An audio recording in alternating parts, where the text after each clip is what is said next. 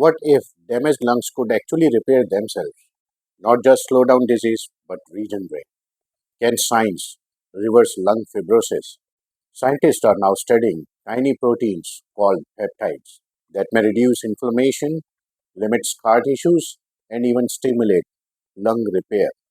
Some experimental therapies, including regenerative peptides and stem cell signaling molecules, are showing promising results in the laboratory and early clinical research. But here is the important part: most of the treatments are still experimental and are not FDA approved cures for pulmonary fibrosis. So, which peptides are researchers studying? Could they become the next future of lung medicine? Let's break it down. Hi, my name is Mayank. I'm registered pharmacist with the RX Indian Pharmacist channel, your go-to guide to pharmacy knowledge. If you're first time watching this video, consider subscribing. Today's topic is one of Today's topic is one that could change the future of respiratory medicines. Imagine if instead of simply slowing lung disease, doctors could actually encourage damaged lung tissue to repair itself. Sounds like science fiction to you? Not anymore. Researchers around the world are investigating regenerative peptides. Sounds like a science fiction to you? Not anymore. Researchers around the world are investigating regenerative peptides, growth factors, stem cell therapies, and novel anti-fibrotic medicines that may someday transfer how we treat pulmonary fibrosis and other chronic lung diseases.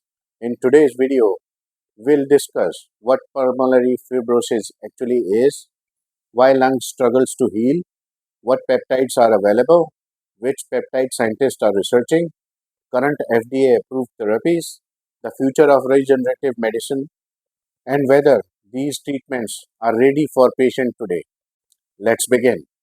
First and foremost, let's understand what is pulmonary fibrosis. Your lung contains millions of tiny air sacs called alveoli. These microscopic structures allow oxygen to enter your bloodstream. Normally, if the lungs experience minor injury, specialized cells repair themselves.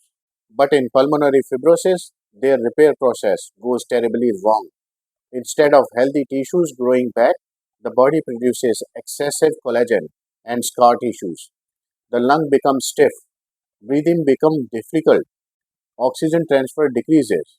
Simple activities like walking upstairs or grocery shopping can become exhausting.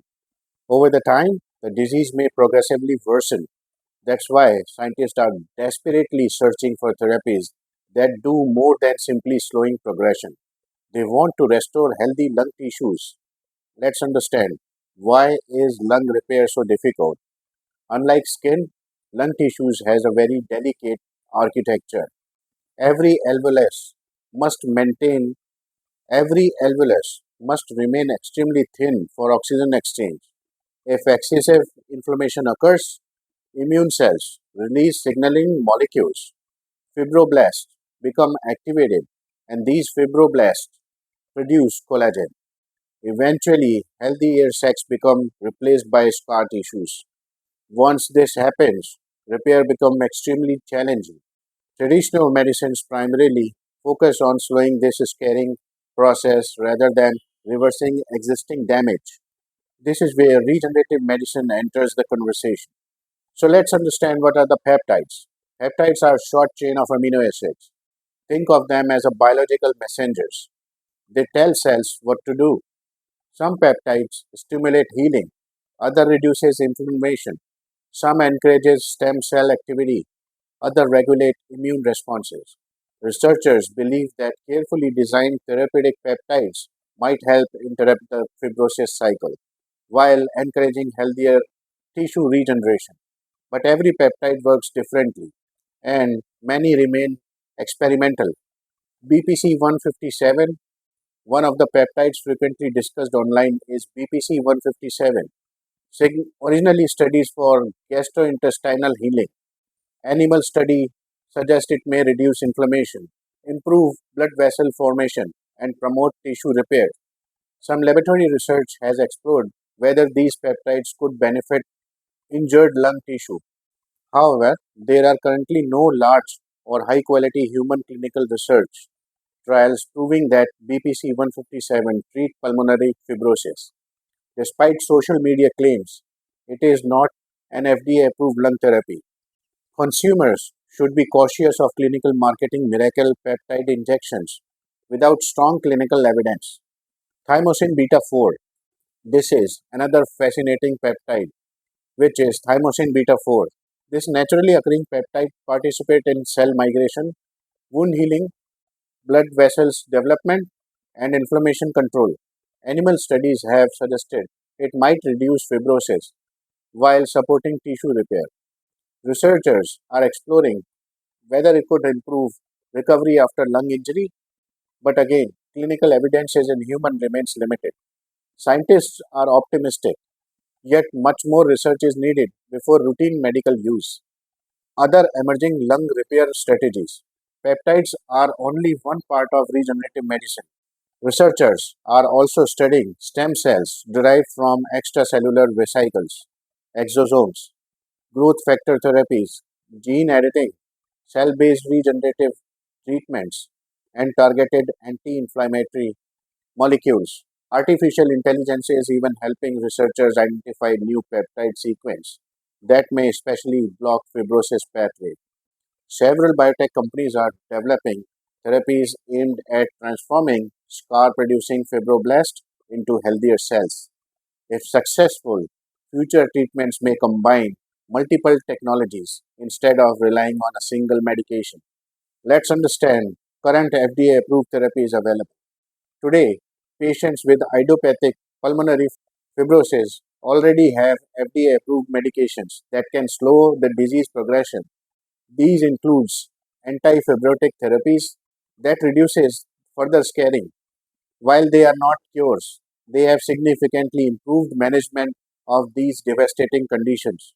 Doctors also recommend pulmonary rehabilitation, oxygen therapies, vaccination, exercise program, smoking cessation, and in advanced cases, lung transplantation evaluation. Any experimental peptide therapy should never be replaced by evidence based medical care. What does the future look like?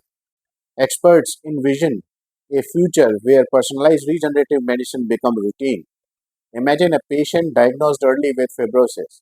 Instead of simply slowing the disease, their treatment plan could include precision anti-fibrotic medicine, AI designed therapeutic peptides, regenerative biologics, stem cell signaling molecules, and personalized genomic therapy.